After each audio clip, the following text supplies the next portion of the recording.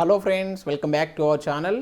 Friends, ఈ వీడియోలో మనం తెలంగాణలో ఉచిత కోచింగ్ సెంటర్లకు సంబంధించి ఒక అప్డేట్ అయితే రావడం జరిగింది. దాని గురించి ఈ వీడియోలో చూద్దాం. అదేవిధంగా డైలీ నేను చాలామంది అభ్యర్థులు గ్రూప్ 2 అండ్ గ్రూప్ 3కి సంబంధించినటువంటి తెలుగు సిలబస్ పీడిఎఫ్ అయితే అడుగుతున్నారు. సో వాటిని కూడా మీరు ఏ విధంగా డౌన్లోడ్ చేసుకోవాలనేది వీడియోలో అయితే ఎక్స్ప్లెయిన్ చేస్తాను.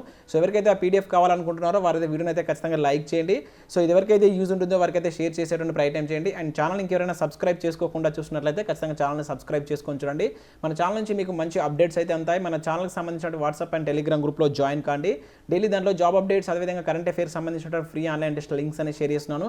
మీకు చాలా యూజ్ ఉంటుంది. సో ఏదో ఒక గ్రూప్ అయితే కంపల్సరీ జాయిన్ కండి. సో మొదటగా మనం తెలంగాణలో ఉచిత కోచింగ్ సెంటర్లకు సంబంధించినటువంటి అప్డేటెడ్ ఇన్ఫర్మేషన్ కనుక చూసినట్లయితే మనకు ఈరోజు వే టు ఎస్ఎంఎస్లో ఒక న్యూస్ అయితే రావడం జరిగింది. ఇక్కడ న్యూస్ కనుక చూసుకున్నట్లయితే నియోజకవర్గానికి ఒక స్టడీ సర్కిల్ అంటూ ఈ న్యూస్ అయితే రావడం జరిగింది.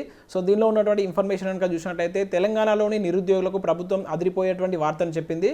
నిరుద్యోగులకు ఉచిత కోచింగ్ సెంటర్ల ఏర్పాటు చేయనుంది.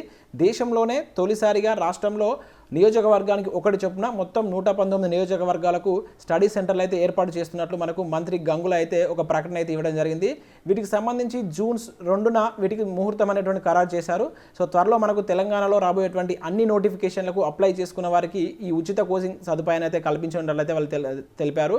సో మనకు రాబోయేటువంటి 50,000 ఉద్యోగులకు సంబంధించి సో ఈ ఉచిత కోచింగ్ సెంటర్స్ అనేటువంటి పనిచేసే విధంగా వాళ్ళైతే ఏర్పాటు చేయనున్నట్లు ఇక్కడ వీళ్ళైతే చెప్తున్నారు. సో దీనికి సంబంధించి మనకు కంప్లీట్ ఇన్ఫర్మేషన్ అయితే రేపు న్యూస్ పేపర్లో అయితే వచ్చేటువంటి అవకాశం ఉంది. మనం రేపు ఎడ్యుకేషన్ అప్డేట్లో కూడా దీని గురించి అయితే చూద్దాం.